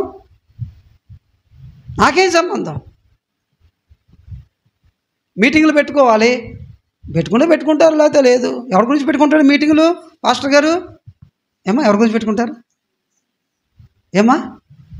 ఎవరి గురించి పెడతారు మీటింగులు? మొన్నే కదా మీటింగ్ పెట్టాడు, మళ్ళీ మీటింగ్ పెడుతున్నాడు. ఈ మధ్యన పాస్టర్ గారికి మీటింగ్ల మీద మీటింగ్లు అయిపోతున్నాయి. అక్కడ దాకా ఆగితే బాగుండు, మీటింగ్లు అని చెప్పేసి డబ్బులు అడిగేస్తున్నాడు. నా తెలుగు అడుగుతాను, మీటింగ్లు పెట్టి మాలాంటి వాళ్ళు తీసుకొచ్చి వాక్యం ఎవరికమ్మా వినిపిస్తుంది? ఎవరికి వాక్యం? మీకా మాకా? మీకే కదా. ఎందుకు మీకు వాక్యం? దేవుళ్ళు బలపడాలనే కదా, దేవుళ్ళు ఎదగాలనే కదా, దేవుళ్ళు ఇంకా మీ జీవితాలు కట్టుకోలేనే కదా. మరి మీ కొరకంత ప్రయాసపడుతుంటే, మీ కొరకంత కష్టపడుతుంటే అది మీకేదో విసుగ్గా అయిపోతుందే, అదేదో మీకు కష్టమైపోతుందే. నేను అందుకే ఈ మధ్యకాలంలో మా సంఘంలో కూడా చాలా మంచి వాళ్ళే నాకు ఉన్నవాళ్ళు, నేను ఎక్కడికి వెళ్ళినా ఏం చెప్పట్లేదు. ఇంకా వాళ్ళు ఏదో నా కొరకేదో డబ్బులు పెడుతున్నాడు ఫీల్ అయిపోతున్నారు వాళ్ళు. మేము పరిచర్యకి వెళ్తున్నాం, అక్కడ ఆయనతో పాటు వాక్యం వింటాం, మేము బలపడతాం, దైవికంగా ఎదుగుతాము. ఈ కోణం పోతుంది. ఏ కోణం వస్తుంది? వెళితే 500 కావాలా, 10,000 రూపాయలు కావాలా? ఆధ్యాత్మికంగా నేను బలపడాలి. ఈ బలపడడానికి నా వంతుగా నా దగ్గర నుంచి నేను ఎంత సాక్రిఫైస్ ఏం చేస్తాను, నేను ఎంత సమర్పించుకుంటాను అనే మనసు ఉండదు. అలా రోడ్డు మీదకి బ్రిడ్జి దగ్గర కిందకి వెళ్ళనియండి, అక్కడ నూడిల్ షాప్ ఒకటి ఉంటుంది. ఆ నూడిల్ దగ్గర నూడిల్ పార్సిల్ ఎంత? 100 రూపాయలు. అయితే కట్టయ్యా, ఇదిగో 100 రూపాయలు. ముసలావిడి, నీకెక్కడొచ్చిందో 100 రూపాయలు? నెలకి పెన్షన్ 4,000 పెరిగిందయ్యా. ఓ ముసలావిడి, పెన్షన్ ఎంత పెరిగింది? 4,000 పెరిగిందా? 100 రూపాయలు లెక్క కట్ట. నూడిల్ షాప్ దగ్గర, ఫ్రైడ్ రైస్ బండి దగ్గర, ఆ ఎక్కడెక్కడో తినేవాళ్ళు ఒకప్పుడు అవి ఏంటయ్యి పానీపూరి. ఈరోజు మన ఈదులోకి వచ్చేసింది పానీపూరి. ఆ ముసలోళ్ళకి తెలియదు పాపం, కానీ ముసలోళ్ళు తింటున్నారు ఇప్పుడు. ఏమ్మా, దీనికి ఇంత ఎలా ఖర్చు పెడతావు కదా. మరి నీ సంఘంలో నీతో వస్తున్న కొంతమంది ఆత్మీయులు దేవుల్లో బలపడడానికి, దేవుళ్ళు ఎదగడానికి ఏమైనా నీ దగ్గర నుంచి, నీ వైపు నుంచి ప్రోత్సాహము అందించబడుతుందా? అబ్బే, ఇక్కడికి వచ్చేటప్పటికి ఎలా ఉంటుంది? బిగపడేస్తాం. ఇక్కడికి వచ్చేటప్పటికి ఎలా ఉంటుంది? పిసినారులు అయిపోతాం. ఇక్కడికి వచ్చేటప్పటికి ఎలాగ ఉంటుంది? మనకు రాలేదే అవకాశం, నాకు ఇవ్వలేదే అవకాశం, మాకు పెట్టలేదే అని చెప్పేసి ఆధిపత్య పోరైపోతుంది. ఈ శిష్యులు అదే. ఆత్మ సంబంధుల యొక్క అనాసక్తి, ఆవిడ యొక్క విశ్వాసం అన్యజనుల యొక్క ప్రభావాన్ని దాటుకొని ముందుకొచ్చి ఆత్మ సంబంధుల యొక్క అనాసక్తి దగ్గర ఆగిపోయింది. వాళ్ళు అంటున్నారు, అయ్యా ఈవిడ కేకలు వినలేకపోతున్నాం, అయ్యా ఈవిడ యొక్క మాటలు వినలేకపోతున్నాం, ఈవిడ శబ్దం వినలేకపోతున్నాం, ఈవిడిని పంపించేయి. ఆత్మీయుడు అనవలసిన మాట అనేది, ఆవిడ చర్చికి వస్తే నేను చర్చికి రాను, వాళ్ళ ఇంట్లో ప్రార్థన పెడితే నేను రాను, ఆవిడ పరలోకంకి వెళ్తే మరి నువ్వు వస్తావు రావు ఎందుకే? ఆ ఇంట్లో ప్రార్థన పెడితే రారండి కొంతమంది. ఏ అమ్మా అంటే, మీకు తెలియదులా పాస్టర్, మా ఇద్దరికి ఎన్నో ఉన్నాయి, మీ ఇద్దరికి ఎన్నో ఉన్నా చూసుకోండి అమ్మా. కానీ దేవుని రాజ్యాన్ని కట్టే విషయంలో శారీరక సంబంధమైన కక్షలు, అసూయలు, పగలు పక్కన పెట్టండి. ఎందుకో తెలుసా? మనం వైఎస్ఆర్ కాంగ్రెస్ పార్టీలో లేవు, మన తెలుగుదేశం పార్టీలో లేవు, మన బీజేపీ పార్టీలో లేవు, మన కాంగ్రెస్ పార్టీలో లేవు. మనము ఆ టయానికి మనసుకి ఎవడికి ఓటేయాలనుకుంటే వాడికి ఓటేస్తాం. కానీ మనము యేసు క్రీస్తు యొక్క నిత్య జీవాన్ని కలిగించే దైవ సంబంధమైన దేవుని రాజ్యంలోని మనం ఉన్నాం ఇప్పుడు. దేవునికి స్తోత్రం కలుగుగాక. అక్కడైతే ఒకరిని నరుక్కుంటాడు, అక్కడైతే ఒకరిని చంపుకుంటాడు, అక్కడైతే ఒకరిని పొడుచుకుంటారు, అక్కడైతే ఒకరిని పడగొట్టుకుంటారు. కానీ దేవుని మందిరంలో ఒకరి ఇల్లు ఒకరు కట్టాలి, ఒకరి గాయాలు ఒకరు ఆదరించాలి, ఒకరిని ఒకరు బలపరచాలి, ఒకరితో ఒకరు దేవుని ప్రేమను పంచుకోవాలి. ఉన్నాయి ఈరోజు మన సంఘంలో అయ్యి. నేను వినలేకపోతున్నాను ఆవిడ మాటలు అంటున్నావా? నేను చూడలేకపోతున్నాను ఆవిడ ముఖం అంటున్నావా? ఆవిడ ముఖం చూడకూడదు అనుకుంటున్నానండి, ఈ ఉదయాన్నే ఆవిడ ముఖం చూశాను అనుకుంటున్నావా? రెండవ ఆటంకం ఎలా దాటింది మరి? ఇది ఆ ఆత్మ సంబంధమైన అనాసక్తి ఎలా దాటింది? చూడండి కంటిన్యూషన్ చదవమ్మా. ఆయన ఆ, ఆ, ఆ, ఆయనను చూడండి, ఆమె వచ్చి ఆయనకు మ్రొక్కి, చూడండి, ఆయన దగ్గరికి వచ్చి ఆయనకు మ్రొక్కి, ప్రభువా చూడండి, ఆత్మ సంబంధులైన వాళ్ళు అనాసక్తి మందిరంలో చూపిస్తుంటే, ఈ మందిరములోని కక్షలున్నాయి, ఈ మందిరములోని అసూయలు ఉన్నాయి, ఈ మందిరములోని మనుషులందరూ మంచోళ్ళు కాదు అని వెళ్ళిపోలే. వాళ్ళందరూ ఎట్టయితే నాకేంటి, నాకు కావలసింది యేసుక్రీస్తు. దేవునికి స్తోత్రం కలను గాక. చప్పట్లు కూడా దేవుని స్తుతిద్దాం ఒకసారి అందరం. వాళ్ళందరూ ఎలాగుంటే నాకేంటి, నాకు కావలసింది ఎవరు? యేసుక్రీస్తు. ఆ అక్క ఎలాగుంటే నాకేంటి, తమ్ముడు ఎలాగుంటే నాకేంటి, వాడు డబ్బులు ఇస్తే ఏంటి, డబ్బులు ఇవ్వకపోతే ఏంటి, వాడిని తిడితే ఏంటి, ఇటు కొడితే ఏంటి, వాడు బాధ నాకు ఇన్ని కాదు కావాల్సింది. నాకు కావాల్సింది ఇక్కడ ఎవరంటే యేసుక్రీస్తు నాకు కావాలి. ఇలా అంటాను, ఆత్మ సంబంధుల యొక్క అనాసక్తి తనని ఆఫ్ చేస్తే దానిని యేసు దగ్గర కూర్చోవడం ప్రారంభించింది. మొక్కి యేసు దగ్గరికి వచ్చి ఆయన దగ్గర కూర్చుంది. ఇలా అంటాను, మందిరం లోపల నీ మనసుకు ఆయాసం కలిగించే బాధ పెట్టే మనుషులు ఉండక మానరు, ఖచ్చితంగా ఉంటారు. కానీ వారిని బట్టి దేవుని సంఘముని, దేవుణ్ణి నువ్వు విడిచిపెట్టవద్దు ఎప్పుడు. ఎలాగా అంటే, నువ్వు దేవుని పాదాలను పట్టుకున్న వ్యక్తివైతే, నువ్వు దేవుని వైపే చూసే వ్యక్తివైతే, దేవుని దగ్గర కూర్చునే వ్యక్తి. ఇలా అంటాను, దేవుని దగ్గర కూర్చునేవాడు దేవుని మందిరాన్ని ప్రేమిస్తాడు.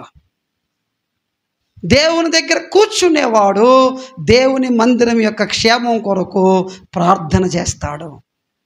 దేవుని దగ్గర కూర్చునేవాడు దేవుని మందిరంలో ఉన్న లోపాలని తన లోపాలుగా భావించి, ఆ లోపాల కొరకు తన పాపంగా భావించి దేవుని దగ్గర ఎక్కి ఎక్కి ఏడుస్తాడు.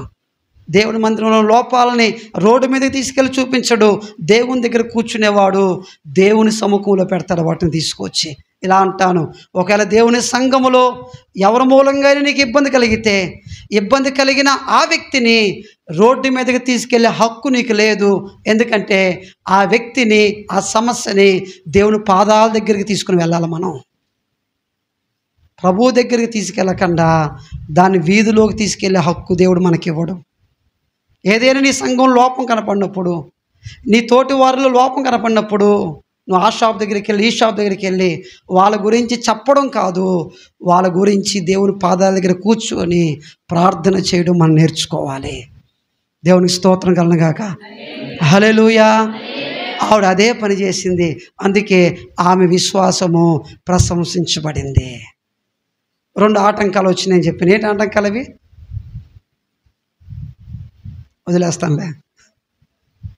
2 ఆటంకాలు వచ్చినాయి. ఏంటి ఆటంకాలు అవి? అన్ని జనుల యొక్క ప్రభావం. ఎలా ఓవర్కమ్ చేసింది? ఆయన దేవునిగా గుర్తించి, ఆయన్ని దేవునిగా గుర్తించి దాన్ని ఓవర్కమ్ చేసింది, దాటుకొని వచ్చింది.